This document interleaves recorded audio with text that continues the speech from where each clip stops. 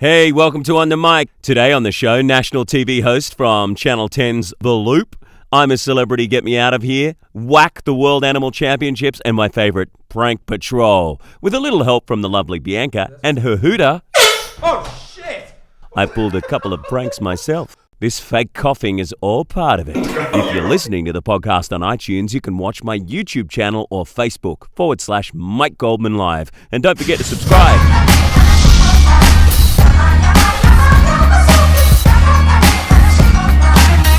G'day, welcome to On the Mic. My name is Mike Goldman. This very good-looking young man in front of me is a bit of a legend. You're probably looking at his face going, yeah, that guy, where do I know him from? Well, instead of just reading out his bio and saying these amazing things about him, we're going to play a game called Tweedie or Tweedie. Ooh. And every time it's you, Tweedie, say Tweedie. Tweedie. And every time it's Seedy, say Seedy. Seedy. Okay, cool. The guy who hosts The Loop. Tweedie. Fish milkshakes. Seedy, absolutely. Harvey Weinstein. Oh, seedy, but I wouldn't mind his brain, his production brain. Wouldn't mind his money either. Although not that part of the brain, the other half. Not the handsy. Not the I want to have a shower and you watch me part of the brain. That's seedy. a little bit weird. The host of Prank Patrol. Tweedie. Tweedie. But what we did was sometimes seedy. Harry Backs. Seedy. Hosting the World Animal Championships.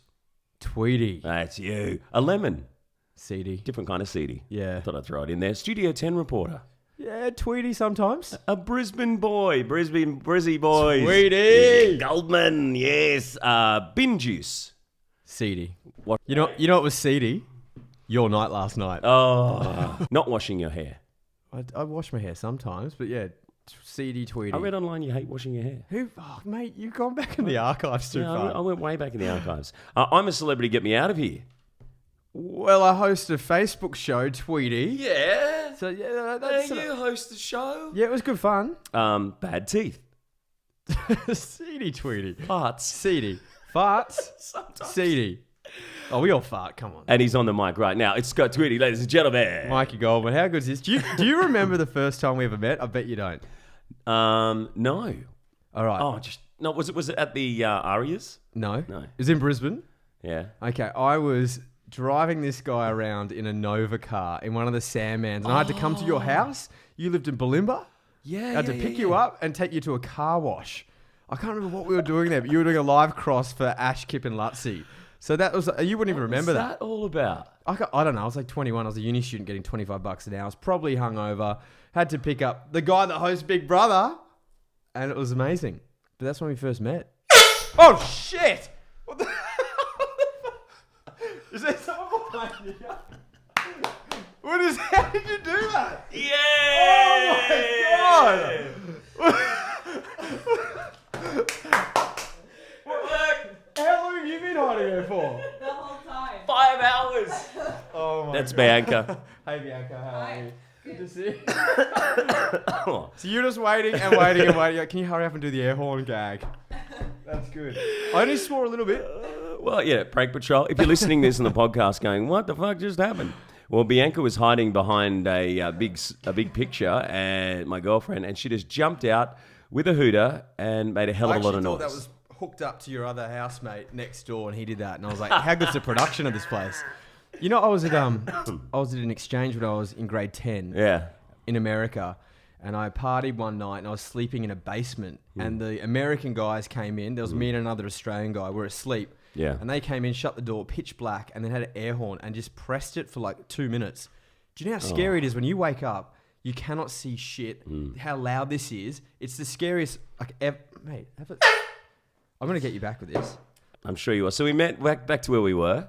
We met in the Nova Sandman. You picked me up from the car wash, or took me to a car wash for a Nova cross. Yeah, you're doing some live You know cross. Lutzi. So Lutzi's breakfast announcer in Brisbane on the Ash, Kip and Lutzi show. He did work experience with me when I was doing nights at Triple M in Brisbane. So and you were on air nights. He was your like work experience 13 guy. or 14-year-old kid came in, and we're having a few drinks. Well, hang on, how much older are you than him? Well, I'm 46, turning 46. Are you really? Yeah. Shit. I'm getting on. Nah, it's getting better as we get older. Need some work done or something like that. Yeah. Anyone out there not running really. one of those clinics, come in and inject me live on air. We can plug you as well. So that was a while ago. So Brizzy boy. Yep. Yeah, you love Queensland, State of Origin, Broncos. How much of a Brizzy boy are you? I'm out west. I grew up in Mount Omni, which is very west. Mount Omni. Oh my God, I had a girlfriend from out there. That's getting bogan. It's getting west. That's almost. But then I went to Ipswich. school. It's on the way. It's on the way there. Yeah, but it's still on the Brown Snake. It's up near the Jindalee end of the Brown Snake. But yeah, I went to school in the city, so that sort of centralised me a bit more. Did university there, worked at Nova, and then got my first gig when I was 21 and moved to Melbourne. Oh, that's cool, man. And so what happened with the radio? You just went, okay, stop this radio. I'm a good-looking man. I need to be seen. Get me on the TV. Mate, I was keen for anything, as we all were when we started in media. So I was just doing... I had learned how to panel, but I probably got 80% of the way there, and then that's when this ABC gig came up. So then I started actually going and filming at music festivals for Nova. So the breakfast team would want to do the headline acts, and then I was like, well, who's going to interview all the Aussie bands? Like, can I do cut copy? Can I interview X, Y, and Z? And they're like, yeah, sure. But the reason I did that was to get free tickets to the festival. So my friend was the camera guy, my other mate was the sound guy, my other friend was the producer. So 4 of us, we'd work for half an hour, I don't think any of them made it online ever. And then we were just there, a big day out, we're at Good Vibrations, all the festivals. It was great. You're right. Oh my God. Oh, God. No, mate, that's... you got to get better fake blood than that. Stop recording. Have you spent your whole day going to gag stores? And that's gag number 2. Oh, God, I don't want to be in this room anymore. What is that? What is that? No, nothing. What is that? I promise there's no more gags. You know how to execute a good prank, though. You got to invest me into doing something. Oh. Sorry, I was pretending to cough since you got here. Was that part of the act? Yes. Oh, I'm coughing during the interview. Oh, I thought you just had a big night. I did have a big night, but... So what you got to do, you got to get me to do something accidentally, which then I feel terrible about doing. Right now, you've just hit me with the air horn. Great. Scared the shit out of me. Yeah. So you need to teach me how to do better pranks. Eventually. But we'll get to pranks very shortly. I want to talk about the amazing gig. It's a dream gig. It's probably up there with travel presenter, going around to all these concerts and filming yourself backstage and hanging out with the bands. How freaking awesome would that be? It's the best. But now that's led to my job at Channel 10. So I started doing that at Nova. Then that led to going to ABC, doing pranks and whatnot. But then now it's led again to being on the loop for the last 7 years, which is amazing. Yeah, so you're like a young Richard Wilkins. Well, Richard Wilkins, I think he only hangs out with the guy that plays the violin backstage, Andre Rieu, because he's almost 70. So he's so much to my dad. He's still got it. He still does a great job. I mean, Richard Wilkins is an icon, but you're the young guy, up and comer. It's a lot of fun. It's a lot of fun, and you got to be patient though, because both Richard and Angela are very good at what they do. Yeah. They know everyone, and watching how hard those two work is amazing. Yeah. But is Angela like, oh no, that's my interview? Oh, does she ever like, no, step back here, you're in my territory now? No, she just gets that because she's done it for so long. Yeah. So every red carpet you go on, she's got the Angela Bishop Channel 10 area. Yeah, and then Dickie's got the Channel 9 area. But that's because they know everyone. Yeah. They almost run it. Yeah, it's like their own little grandstand. Yeah. So who's the best backstage party that you've been to? Oh, I think the Arias every year. Really? Yeah. I think the Arias are boring. That's because you're not going to the right party. The Aria party, but the actual event is just... No, but it's pretty good. Yeah. I got to do 4 years ago. I hosted the... I haven't been for a while. Maybe it's different now. Well, yeah, I think you got two types of people that go there. The people that are just too cool for it and they don't invest in it, and then everyone else who has a good time. And maybe it's because I'm just a lover of Australian music that I go there and absolutely love everyone. You know, like you're backstage, John Butler Trio's there. The next thing, the NXS boys are there. Then the next thing, there's like Kylie Minogue might walk in, and it's like all these people back to back. Cool, yeah. And you just run up to them having a drink with them. Hey, you might have interviewed them once, and they're trying to remember who you are. They saw your face. They're like, who's this dude? Next thing you know, you're drunk and giving them a hug and trying to get a selfie, pretending like you're best friends. But that's it. And then you go bouncing between all the parties, and you always want to end up at the Universal one, which is at the Intercontinental upstairs. And my name, to this date, hasn't been on the list. I don't know. I work in music TV, but it's such a hard party to get onto. But I'll always get in there. You go there with a mate, or you just talk your way in. So I did more than talk my way into one of those parties there was a very exclusive party with Fatboy Slim playing years and years ago. Band of the 90s. You know the beginning of the track when he goes, Fatboy Slim. That guy kicks ass. I don't know if you were at that party or you remember it, but it was, I think it might have been Universal. It was a few years ago. Yeah. And everyone wanted a ticket at this party, and only program managers and bosses of TV networks are the people who got in. And a mate of mine, his name is Michael Jordan. He's not around anymore. It's seriously his name. He was a Thunder driver from Brisbane. Yep. And his program manager of the radio station, I can't remember what his name was, but said, do you mind going back to my hotel and picking up my pass so I can get into this Fatboy Slim party? And I've said, dude, we can take it to Kinko's and we could photocopy this pass and we could just give them all out to our friends. So we did.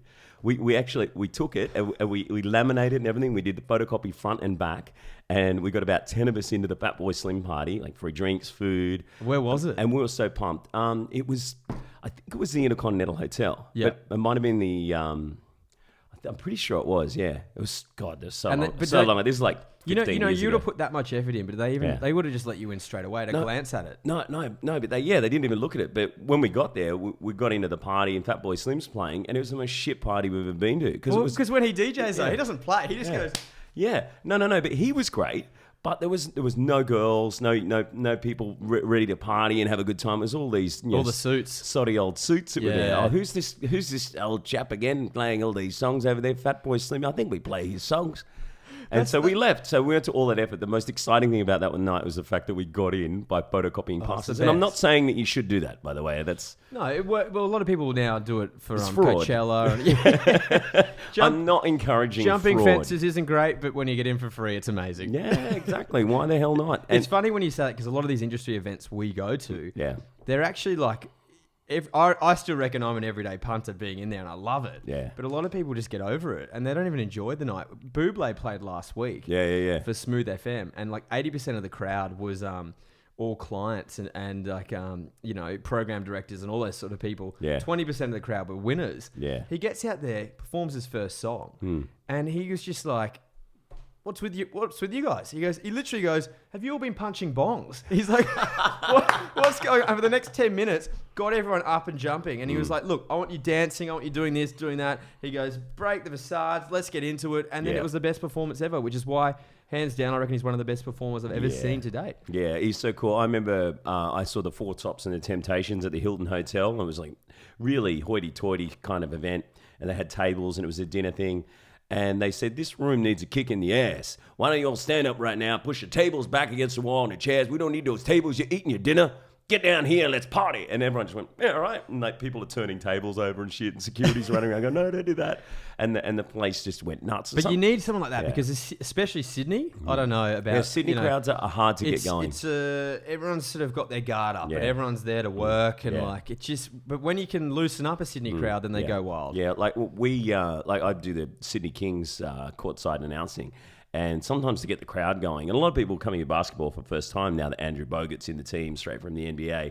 But once we get them going, it's awesome. But people are so used to being at home watching Netflix or going to the cinema or whatever. You got to remind them that they're at a live event, and you got to make noise, and you got to wave $1,000. Like we had $100,000 up for grabs on Saturday night, and I was like, "Do you want to win $100,000?" And you literally have to shake people because they look at you like, "Yeah, are you real?" It's like, but we're bad at that. I think as Aussies, like you go to America and you go to the UK, and they're just nuts. We almost need to train everyone again as a society how to be a good live crowd. Yeah, where do you think are the best live crowds in Australia? Because you go to all the concerts. Would it be Melbourne? Melbourne, Brizzy's pretty good. A lot of bands, because I listen to what bands have to say because I'm not up on stage. And they say the Tivoli is one of their favourite venues. Yeah, a lot of them. They love the Tivoli and Brizzy. Yeah, I don't know. Melbourne is just invested in everything. They are, because they love sports so much and they are just, passionate. Sydney, I don't know. I've been to a lot of gigs at the Enmore where it's going off. So yeah, the Enmore is a lot of fun. Yeah, hosted an event there 2 weeks ago. Actually, the crowd went nuts. They had a whole heap of Australian bands do covers of Elton John songs for the Variety Club of Australia. Awesome. Yeah, that was a great crowd. Everyone went nuts. But I think Sydney's got some good venues, but Melbourne's probably got the better ones. But Sydney's nightlife is pretty dead at the moment. Dead. Cooked. When I moved here 7 years ago, it was on fire. The King's Cross was amazing. I couldn't get over it. The amount of beautiful women and like just people partying everywhere. Now it's like, what the hell do you do? Yeah. Obviously, you go to Double Bay or you go to Bondi, but then it's like done by 1 o'clock, and it's actually really sad. And it's really sad when I have some like, I wouldn't call them clients, but you have like artists in town, right? And they're like, hey, let's go out midweek. And you're like, yeah, sweet, I'll take you out. I've got no idea where to go. Yeah, you got to go back to their hotel room after and try and talk the downstairs room service into giving you some drinks. It is really embarrassing. It's such a shame. We need to change it. I did March for both those Keep Sydney Open. Yeah. Because I'm passionate, not so much about me. I've just turned 30, so I've had great years here in Sydney. But for the poor guys that are 21, 22, 23, when I was out there having the best nights of my life, creating life stories. Yeah. What are they doing now? Yeah, it sucks. Well, I think they're having like their own private parties. Yeah. And they're going to events that are organised in secret Facebook groups. Like there's one, I think, this weekend called Secret Picnic or something like that. And you don't know where the party is until someone sends you a text message. But that's good for a one-off. Yeah. But every weekend, you want just and you want to bring people to the city and you want to say, hey, let's go to this amazing bar and this amazing restaurant. And we've got the Ivy. The Ivy's amazing. But I think, we've got a couple of, Kent Street, there's a whole heap of new bars opening up there. Yeah, yeah. And as soon as the casino happens, because I think that's part of the reason why half the city was shut down. Yeah. That and because developers wanted to own the cross. We should have, and once again, I was just in New York and I was so lucky to be there for 9 days just meeting my mates there. And it's obviously the best city in the world. Yeah. But just the pockets. We could have pockets of really cool bars here. Yeah. Well, there's an article in the paper just on the weekends and it had a picture of a beer or a bottle of wine for all of the suburbs in Sydney that are not walking distance to a pub and like 20 minutes, half an hour away to actually get to a pub or a bottle shop. So we're not even just giving out those little licenses anymore. And I think that's going to change, hopefully. Yeah. So Prank Patrol, Prank Man. Yeah, it was good. It was what an gig. Awesome show. Well, is that your favourite show? Well, yeah, because it was a great format. Good shows are about good formats. And then it was like right place, right time. Working at Nova, I put in a tape just being myself, did 3 auditions, ended up out of 7,000 people making the top 10, flown to Sydney for a gig. Didn't know what I was going to host yet. Yeah. Then from 10 it went to 5 and then the next day they're like, can you move to Melbourne in a week to film this show Prank Patrol? And I was like, what the hell's Prank Patrol? Looked it up, watched the British one, and I was like, this is really lame and really cringy. Yeah. Because the format it's very kiddie. Yeah. But then I had an awesome director I worked with, and from day one, I'd never had a beta camera in front of me before in my life. Oh, really? Day one on set, we were filming in a hardware store in Melbourne, and I'm going, shit, I don't know what to do. What's going to happen next? And I was just really lucky that the director was just like, mate, you cannot be too cool. You've just got to let it go, be yourself, have fun with it, and really invest. And we sort of built a character around me that I thought I was like awesome, but every single other person on the show thought I was a dickhead. So they were like, I'd be hanging out with like guys that, have explosives, actors, all these sorts of people, and the kids as well. Yeah. And I thought I was the man, and they were all like behind my back to the camera going, what a loser. But I think that sort of leveled me out with the Aussie audience. So we did 3 series, 110 episodes. Wow. Our 3rd series was pre-bought by the UK because it was more popular than their local version. So we were on BBC One at 3:30 in the afternoons, which is a great slot. And then CBBC as well, until that royal prank happened. When it turned to shit. Poor old Mel Gregg copped a lot of flack about that, and she didn't even want to do it. It was a messy thing for everyone. Yeah. But then so we got pulled off air because any word prank in the UK media was just, seen as in the naughty corner. You couldn't touch it. So it's a shame. They've ruined it for everyone. I mean, we're in the day of getting offended, and everyone's quick to be a social justice warrior and get offended by everything. So now you can't even pull a prank unless you're doing a silly kiddie one like the ones I just did. Yeah, no, they had a lot of fun. But you what happened was we did that many episodes, and we were definitely done. I was definitely sort of ready to move out of kids TV then because you get trapped in it. So I was ready just to join the queue of the great line of Aussies that are doing adult TV and working my ass off for now the last 7 years. And I'm still here, want to be here. No, but you've got a massive fan base from that show that still message you all the time. I see on your Instagram feed are saying, when's Prank Patrol coming back? Well, that's because they've all grown up now. So they all were... They want adult core pranks. Demo was 8 to 12-year-olds, right? But now that was 7-8 years ago. So now they're like 21, 22, 23, and they all just... We go film at Groove in the Move for the Loop, trying to do music show links. And it's just ridiculous because all they want to do is, Prank Patrol. Meanwhile, the camera guys are going like, what the hell is Prank Patrol? Yeah. But so there's a great core audience there now, which is, my mission in the next sort of 2 to 3 to 4 years is to convince... I work at 10 at the moment. And convince Channel 10 to put it back on. They're investing a lot in me and what I do. Yeah. So I just need to now prove to them that this will be a great format. Now, I don't think it will be Prank Patrol again, because that was very much a kids format, but hidden camera stuff, having a lot of fun. There's a lot of too fast stuff at the moment on YouTube. There's lots of pranks on YouTube. Yeah. But they seem to be the most popular videos. Everyone wants to see them. It's in our DNA as Aussies. We're all smart. We're pranksters. Why can't we do that more? Yeah, I agree. I want to see it. So what's the worst prank that you've done where it's gone wrong? It didn't actually come off, or someone broke a leg or something? All right, let's just put this out there. 110 episodes. We got caught 3 times. Oh, okay. So we were pretty good. But what, like failed? Like someone said, "Oh, come on, this is a prank. It's a crock of shit." Well, yeah. After when we got caught, they were in the 3rd series, because once kids knew about the show, so we were like, we had to up our game with hidden cameras. But these 3 boys we pranked, we pretended there were aliens in the backyard, and they were just they went out to dinner. They had Coca-Colas. They were high as a kite. They were like 11-year-old, 12-year-old boys. Yeah. And we're sitting in the control room. Mind you, this is the first episode that our ABC commissioner had come on set to watch how it worked. Oh, no. And this is the one we got busted. So we're there in an OB truck. Yeah. There's like 30 camera screens everywhere. And you just see one of them, this kid pick it up. And it was like hidden in like a speaker of like a radio system. Yeah. And you just see his face on the screen and shake it. And he goes, "This is Prank Patrol." And we're like... Now, mind you, we spent $80,000 per episode, so we had to make an episode out of it. 80 grand. Wow. Yeah, so look, out of all the other ones, it worked perfectly. There was a fine line between making Aussie kids and teens cry and getting good content. So we could always manipulate it. Like, we'd film the pranks live and then make 8 minutes, because it was a 24-minute show. 8 minutes of it was the prank part. And the beginning 2/3 was me meeting the kid and going, "Who do you want to prank?" And then building the prank. And then so it's sort of like a backyard blitz style. It's like, build it. Here's the grand reveal. So what's the biggest prank someone's pulled on you?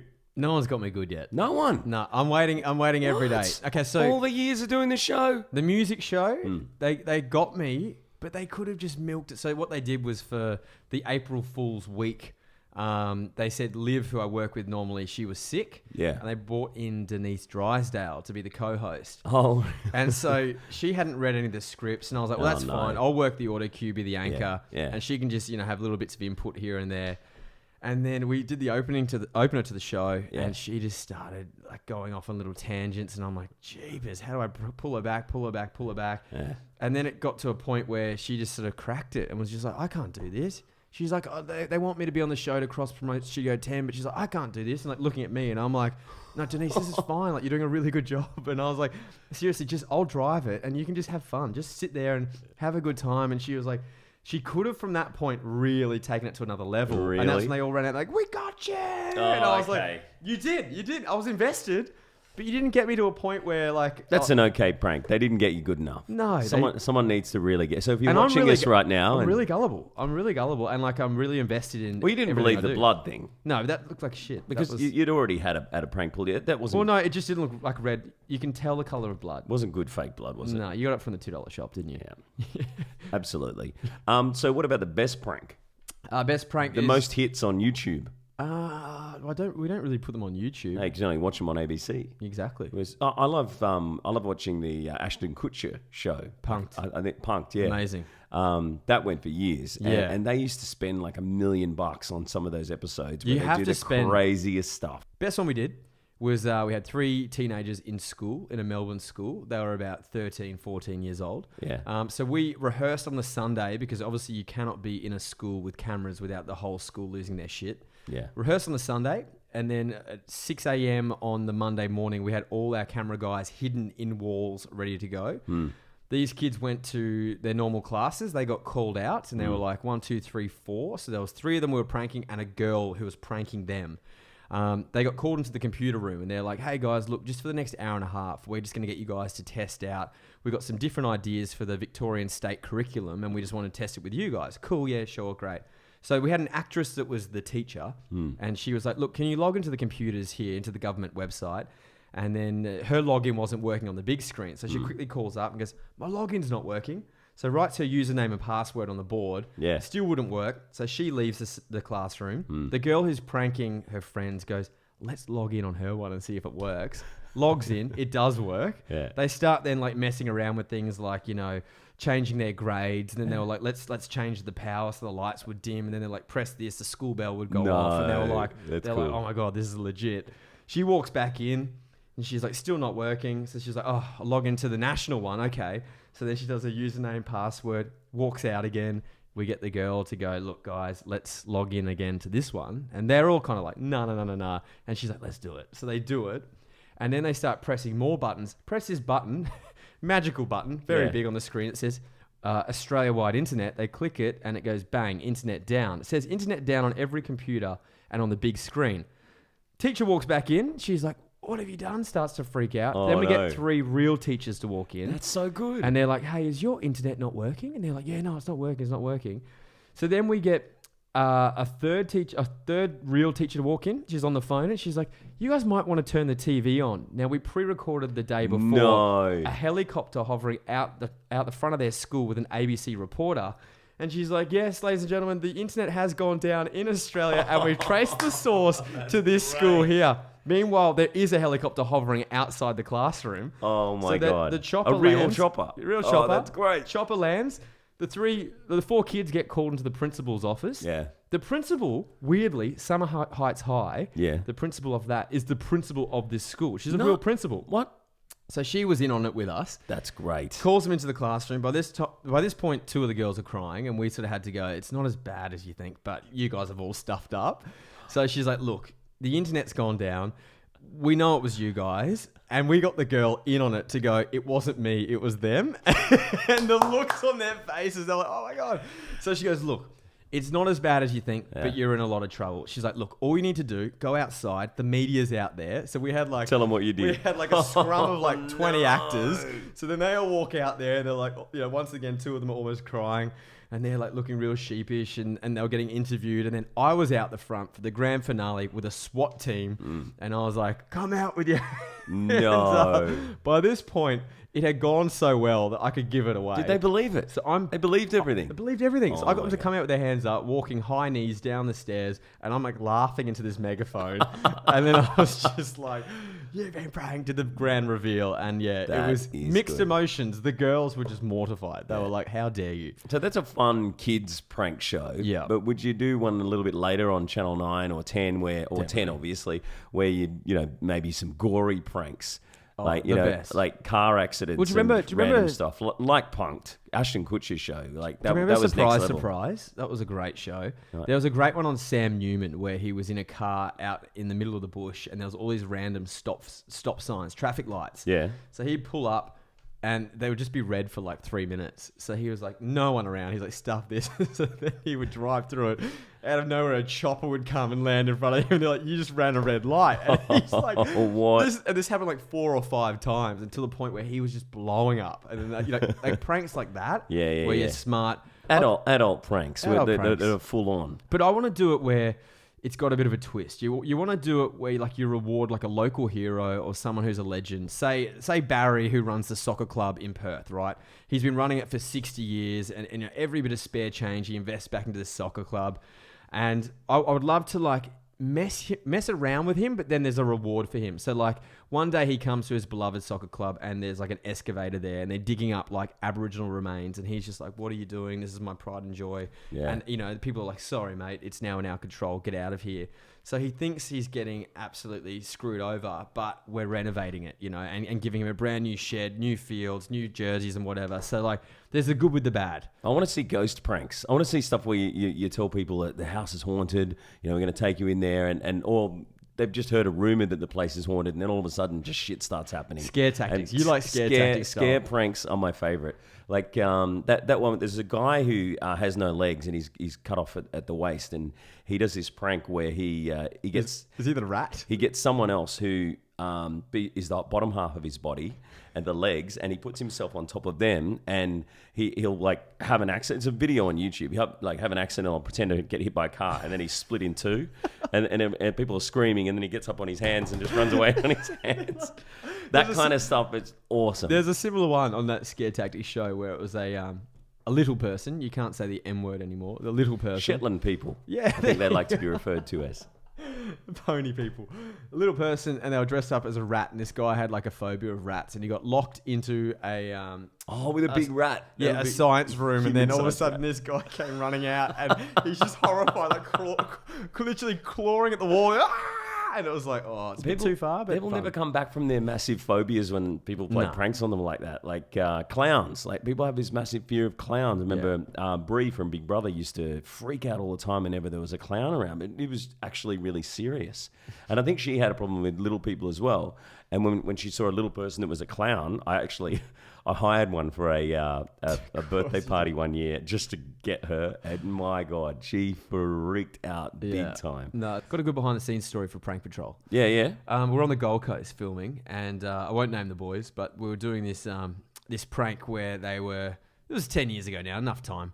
They were looking for dinosaur eggs. And so part of the prank is when we go live with it, we need to get them bored. So when they stumble across, we have these big eggs out there with motors in it. And we just wanted to make them really bored. So I think they were maybe 11 years old. Their voices hadn't broken yet. And they were chatting along. So we're all in the OB truck with their parents, with the producers, with the directors, everyone. And we're hidden. And we try not to make any noise. Anyways, these boys are just digging, and they're like, talking about this and talking about that. And then the one that didn't know he was being pranked, the other one knew they were mic'd up. They had microphones in their helmets. And he goes, Oi, such and such. Let's just call him Tom. Oi, Tom, on the way home, do you want to get your dad's phone and we'll watch some pornies? And he goes, I don't know, man. And he's just like, shut it down. And he goes, what do you mean you don't know? Let's get your dad's phone and watch some pornies. And he goes, nah, man, I don't think that's a good idea. And he's squirming out of it. He goes, what do you mean? He goes, we always do it. Let's just do it again. And he goes, I don't think it's a good idea. And we were just like, we're in the OB truck going, the parents are so embarrassed. Oh, no. God. So the prank plays out. They find the dinosaur egg. Then I run out. I'm like, you've been pranked. He didn't care about being pranked. He cared about his parents knowing he was watching porn on the mobile phone. Well, they didn't put that in the show, I bet. It did not make the cut, but we will find the tapes one day. Yeah, stick it up on YouTube. That's awesome. But that's the stuff you love. The stuff it's not meant to happen. Those boys would be now, 21, 22. Yeah. That's 21st material for their birthday. Come on, Channel 10. We want. You had your pilot week. Let's get some prank shows going again. You've got the best prankster in Australia. Here's the prank man. This is how TV works nowadays. You have to be a part of the creation. So it's up to me working with the production company and other creatives to bring it to life. Because at the end of the day, as you know, as well as I do, nothing gets handed to you on a platter in our industry. You got to hustle. You got to work your ass off for it. If anyone's watching this right now, how do I get that guy's job? How do I get to be a TV host? I mean, you could give them advice right now, and that's probably the best advice you could give is say, you got to hustle. You got to call people. You got to have a plan of attack and how you're messaging people on Instagram and Facebook and letting them know about all the shows that you're making. Yep. What advice would you give to someone who's a young up-and-comer who would be in the same position as you when you were first starting out on Nova as that Rock Patrol street guy with dreams of hosting The Loop like you do now? Yeah, it's just, as you said, and it's like, number one, I got, do you remember a guy called Chris Parsons at Channel 7? He was at Channel 7 at the time and at Nova. Yeah. He was doing the Great Southeast show. Yeah. So he had Channel 7 equipment, and I was just always hounding him. I'm like, mate, can I borrow a lapel mic? Because I obviously didn't own one at the time. Because he gave me advice to go, look, make a show reel, and if your show reel is good enough, and you send it round, you will get a gig. He goes, I promise you'll get a gig or be on people's radars. So for a year there, before I even started auditioning, or before I auditioned for ABC3, I was out there, I'd use my Nova email to go to Dreamworld and film on rides, pretending it's stuff for online. It wasn't, it was just for my show reel. So I did like piece to camera and then like cruise off. And I was just clocking up hours. And you just sort of realize that sort of training you at that time. And I'd go out to like, once again, all the festivals and do pieces to camera or vox pops in front of all these drunk punters. But that was me, getting the nerves off and getting comfortable in front of a camera. So and you get the free tickets to all the venues as well because you got a cameraman with leverage. You got to leverage, but also you got to be smart. And then you've also got to like just get better at what you do, and then and work with people. I think the blessing for me was Prank Patrol wasn't actually an ABC show. It was made by Active TV, sold to ABC. Right, so and it went worldwide. Yeah, but I was working with freelancers. So like all the directors, producers, camera guys work on big shows in Melbourne. Yeah. So, when they were working with me, I was just learning as much as I could from them. And I was lucky that I was the host because I was in the middle of it just going, oh, so that's how you do this. That's how you do that. And we work with other directors, and I'm like, from working with the Melbourne guys, I was like, you're overshooting it. Like, you know, you only need 1 or 2 takes. Is it hard to stop yourself now from saying things like that when you're watching other people film you and putting together a show and go, maybe you should do it like this? Because I get afraid to tell people if they're a cameraman that framing is completely wrong, or you know, you need to fix that light and get it up a bit higher because I'm working with a diva. Here we go. I remember poor old Gretel when she was on Big Brother. Like all the, not all of them, but a lot of the cameramen used to whinge and complain about her because all she'd be doing is saying like, this lighting is really shit and is making me look like Nosferatu. So they'd change it and like, oh, here we go. But sometimes you just have to. Yeah, it's a fine line, obviously, and it's. Once again, you tip your toe around it, and then when you can, you give. Yeah. But then I still work with ones that have done another 20 or 30 years than what I've done. So then you learn from them as well. But it is tough. I know what you're saying there because you don't want to seem like a diva. But once again, once you clock up enough hours, you know what makes good TV. Yeah. You know what you need for a shot. You know when you've got a shot, and then you're like, we're done. And you just got to be easy to work with. I find I get a lot of work, probably not necessarily always because I'll be the best for the job, but because I'm easygoing, probably cheap as well. Come on, mate. And people like working with you, then they're going to hire you again. Just because you do the right thing by them, you show up on time and cross all the T's and dot the I's. But if you're a young kid out there, maybe you don't have to be young. You might be 50. You can be 60, whatever. If you want to make a TV show, all it's going to take is your time. You can shoot it on your iPhone. You get out there and you just keep doing it, and you're only going to get better and just hone your craft. If you're good enough, you'll get a gig. Yeah. Like if your content is great, no one's going to stop you. And that's why every day I'm trying to keep writing, trying to keep working with other creatives as well. That's the biggest problem in this country. We don't have enough writers. So if you coming up with good ideas, coming up with great ideas and then executing them. So I use my Instagram all the time as just testing little ideas that I've got bigger formats to, but I'll put things out there. Sometimes they hit, sometimes they don't. It's kind of like in New York, they've got that comedy cellar where the comedians go in there. They try their stuff. Time, they try it out and you see what happens. Well, now you can do it with social media. Yeah, you put things out there, and I put up a video the other day and I didn't think it was that funny, and people were loving it. You're like, where was it? Really? It was, we were wearing these suits that Kanye West. That was great. I was going to ask you about that. That was hilarious. Yeah, but I just didn't think it was that funny. So I was like, yeah, okay, like the film clip. Yeah, like the film clip. But then we used the version that's PG, which makes no sense at all. And we're running around the office. Do you follow his Instagram? I remember seeing him a couple of weeks ago, and he was just on his Instagram talking about Kim Kardashian's ex-boyfriends, ex-fiancés, and he was naming them one by one and just telling them, stop talking about my wife. That's my wife you're talking about. I don't care that you had sex with my wife. I can't find Stop saying it. He's gone. He must be off Twitter again. I can't find What are you checking, Instagram? I'm checking Twitter. I'll check Instagram. This is an exciting podcast. If you're listening to this right now, it's two guys checking social media accounts. People love that shit. My most watched video on Instagram was just me before I boarded the flight. I knew I was going to do a gag at the end of the flight. I had 3 planes to get to where we film I'm a Celebrity. And I wanted to do, when I got off the plane, I wanted to touch my foot down and pick it back up. And every time I touched my foot down, I played Toto Africa. So it's like, dun, dun, dun, dun. That's so cool. I knew I was going to do that. So when I left Sydney Airport, I was like, wait for it. And then on every part of the flight, I was like, wait for it, wait for it. Wait for it in my hotel. I'm going to stop over, wait for it, wait. So I was just building up for like 40 seconds. And everyone's like, what are we waiting for? And it's like this, dun, dun, dun, dun, dun, dun, dun. I made it. And I looked at it and I was like, no, I don't think this is funny. I was like, I don't know if I like this. Yeah, put it out there. And then people were just like, oh, it's great. So you just never know what audiences like. And you got some great stuff on there. Sam Mack does a lot of really funny stuff on his Instagram. He was on here recently, right? Yeah. Had him a couple of weeks ago. He says to say hi. But he's always doing random stuff like that. And it's so good that you can just put it out there and people like it and go, oh, got to do more of that kind of stuff. And what I find actually is it's hard for people like you and I and Sam that we're used to like polished productions and putting production values in there. But I find with social stuff, the more raw you can make it, the more people like it. People like it if it's loose. What was it like in South Africa? Did you have fun over there working on I'm a Celebrity? I had a great time. Because is it true it's non-stop party for all the crew behind the scenes? Absolutely not. Come on. No, from Thursday to Sunday, they get days off. And definitely we all have a few drinks and have a good time. But no, mate, they work their asses off. And it's really hot over there. It's like an hour and a half drive from this to that to everything else. And I probably had one of the best gigs there where I wasn't shooting so many days in a row, but then I was doing like 22-hour days because then we'd film we would do like these 2 to 3 minute videos with most of the celebrities before they went into the jungle. So it was called Edge of the Jungle. Mm-hmm. So my whole vibe was I was wearing head to toe linen on linen, and I was in their like beautiful 5-star lodges with them, getting them all pumped up. I'm like, all right, Nolsey, it's your last hour before you go into that horrid jungle. What do you want to do? And he's like, let's have a beer. Let's go do this. Let's go do that. But that's back again. Are you heading back over? Yes, going back over. I might be doing something different this year, so we're just working out what it is. Well, no, I Maybe know, I know what it is.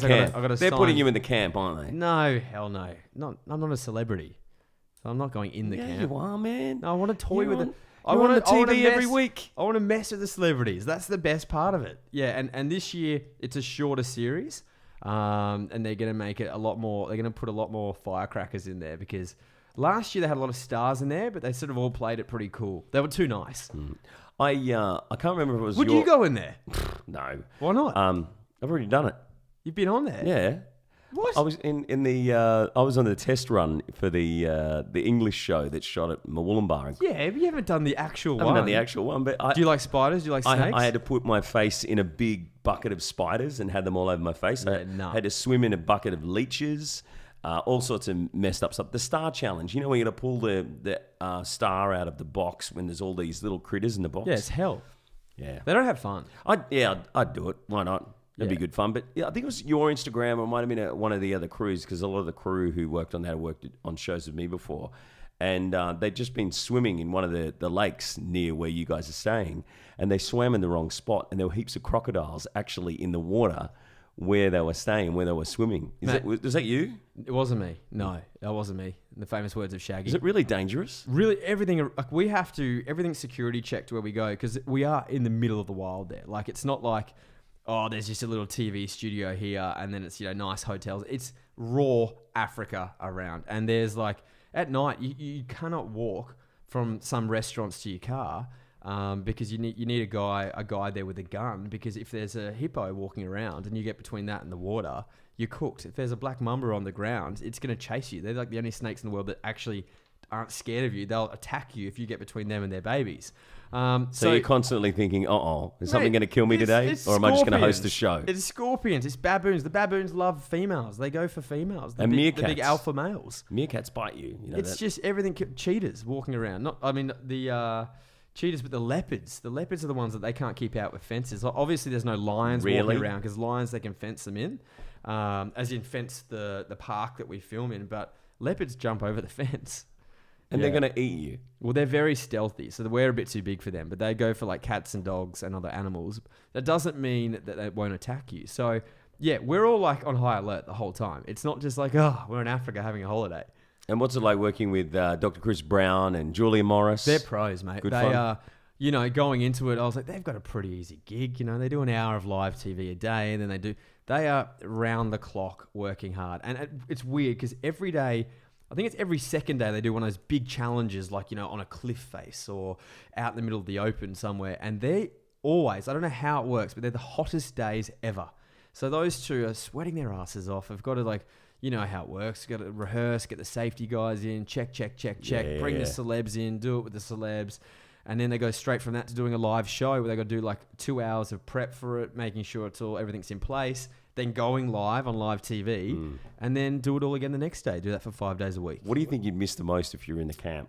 Kentucky Fried Chicken. Food. It's all about the food, isn't it? When I did their little test run, man, just getting rice every day and water is all we got to eat, because we kept failing the challenges. Yeah, everyone was just getting on each other's nerves, getting hangry, having a go at each other. It wasn't fun. Because that's the point, right? They want to make you so hungry that the littlest things become the biggest things. So if you're in the jungle and you move my socks from there to there, then I'm like, and I'm really hungry, I just have a tantrum. And there was a brown snake under my bed. You know how you have those... The Brisbane River. The Brisbane River is a brown snake, but actually, a brown snake's like the most poisonous snake in the world. Yep. And you know how they have those little hammock things that you sleep in I'm a Celebrity? So I was sleeping with mine next to the creek, which was full of mosquitoes. So I was getting bitten all night. And security came in when I was asleep, and I didn't even wake up, and took a brown snake from underneath my bed. Why did you do it? Isn't that crazy? Did you do it for cash, or were you doing it for fun or a challenge? I just finished a show, and I had a lot of friends who were going to work on that show, and they said, "Hey, do you want to come be a stand-in for a week?" And I thought, well, I'm not doing anything. And then I actually worked on the coming out specials where I did the narration for, like, I think it was Sid Vicious was in the show, and not Sid Vicious, Johnny Rotten. Sid Vicious isn't alive. And Johnny, I don't even know who that is. no, the Sex Pistols. Oh, okay, yeah, Come on. I am an anarchist. You know, Keep going. I want to be anarchy. Get the guitar. Destroy. Anyway, so, I was kind of working on the show as well, which was super fun, but it's, oh man, it's a challenge. So you're an actor as well. Nah. You were on Neighbours. Yeah, but I'm not an I looked it up. You played a guy called Derek Meeps.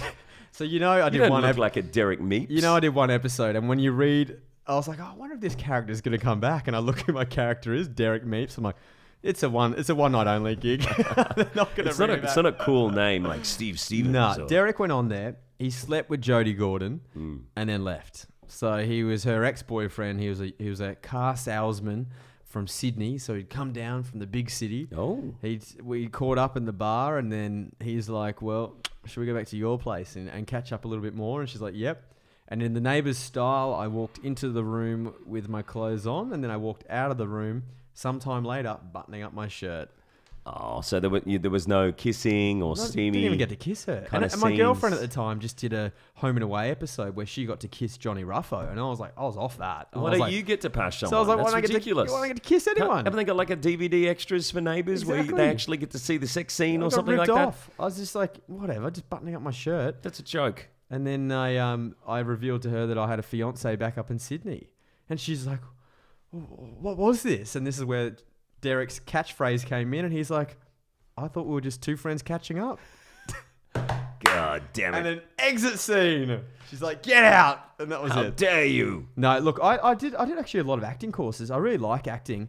I think I'm pretty bad at it. But I loved learning about it because I interview a lot of actors for my job. So because you do the event cinema stuff. I do event cinema stuff. I do a lot of red carpets. I do it for Hoyts now. They're the competition. Oh, you jump ship? Yeah, I did. Different company. A few years ago. Cool. Who's better to work for, Hoyts or events? Hoyts must be Hoyts. Hoyts are amazing. Free tickets for Hoyts. Let's plug Hoyts as much as we can. They got the beautiful Lux cinemas. They're amazing. Oh. They're like aeroplane first class seats. Yeah. Better food as well. Oh, amazing food. They got the little cinnamon donuts at the one at Fox Studios. Oh. Yeah, they whip them up in 2 minutes. So no more acting for you?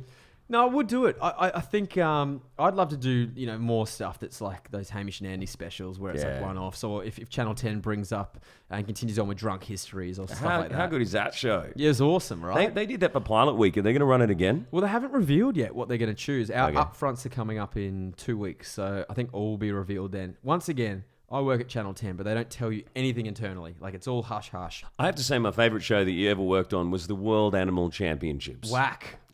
Yeah, it was great. Animals competing against each other. Were we co-hosts? We were working together. I was a host that didn't get seen. I was the voice of many animals on that show. Thousands of animals. And the ringleader. Ladies and gentlemen, welcome to the World Animal Championships. In the right-hand corner. Such a simple format, but it worked really well. And Aussie kids loved it. They sold it around the world. They awesome sold it around the Discovery Channel. Alex Mavrodakis, who was the executive producer of Big Brother when I worked on the show, he got me the gig on that. What a legend! Well, he's the EP of I'm a Celebrity, Get Me Out of Here, and that's who we're in developments for another little thing for me for I'm a Celebrity, which once again his show. Oh, great! He's smashing it. I talk about him a lot on this show. Love Island. Do you watch Love Island? Yes, I love that. I tried to get the voiceover gig for Love Island, but they went with an Irish guy. Damn it! Yeah, he was good though. Like, how good would that be? Like living in Mallorca, in Spain, working on a show, and then a lot of the same people, Alex and everyone else, traveling to Africa. I love how you sell it like that, but then I know a lot of people that worked on it, and they were like, mate, we were so understaffed, and we all worked our asses off. But that's why it looked so good, and I thought it was great that they casted that so well. But yeah, Whack, what a good time. We're filming up at Channel 9 in Brisbane. Yeah, that was a cool show. For ABC. That was really good. And who was the guys that made that show? They make a lot of movies as well. Black Lab Media. The Black Lab guys. Yeah, that was... most of the time when I did all the voices for that, I recorded them in my bedroom in Los Angeles when I was living there. Really? That was one of the only jobs that were keeping me alive. I was getting all of my voiceover work was back in Australia trying to get work in LA. But the neighbours used to always complain and they think that someone was having a fight because I'm doing all these. I'm doing a crazy, hi, I'm a Deborah. Welcome to World Animal Championships. And then I'd be talking like a donkey, like making up all these stupid voices. And I'd have to redo them all the time because I'd run out of voices because there were like thousands of animals that they were getting me to do. And then I'd think, okay, I'll try an Indian accent. And they're like, no, you can't do Indian. But I can do American, I can do Deep South, I can do New York, California. You can do English, you can do French, but you can't do any. It was like, so I had a lot of backwards and forwards. I was going to say, what was your voices. Inspiration for a lot of the voices? Were you walking around one day going, oh, that's a great voice for an ant? I'd write it down as a guy in a 7-Eleven. I go, oh, he's got a strange voice. He's got a lisp and a high-pitched voice. I can talk like this. Hello, how are you? Yes. And they go, oh, don't do the lisp because people who have a lisp might get upset. Once again, so you go into another 7-Eleven, it's a poo, and then you're like, oh, no, I can't do that as well. I've got another show which I just scored the other day. It's called You're Called What? You're Called What? You're Called What? And it's just all about animals all over the world. Nice. Which should be fun. So a voiceover gig? Yeah. I'm going to be it's like character voices as well as like a narrator voice. Man, this is like your thing at the moment. Yeah. You're just the animal man. This is the studio. This is where it happens. What was the BBC one? Walking on the Wild Side, was it? Or like Walking with Animals? Oh, yeah. Where Ricky Gervais and it was like nighttime, daytime, nighttime, daytime. That was great. They're a good show. But the World Animal Championships, that was cool to work with you, but I never actually was in the same studio. As in like, because we do all our stuff first, then you came and polished it up at the end. Yeah, that's how it works. A lot of shows like that. That's when you interview a lot of movie stars and they're on these animations. And you're like, oh, it must have been so great working with Will Ferrell. And they're like, never saw him. Yeah, and most of the time they set up a microphone at their house. Yeah. They record all their bits, say, thank you, see you later, here's a check. Well, Seacrest does his radio show from his home now. Yeah. I'm surprised Kyle Sandilands doesn't do that. Yeah, why does he bother going into work?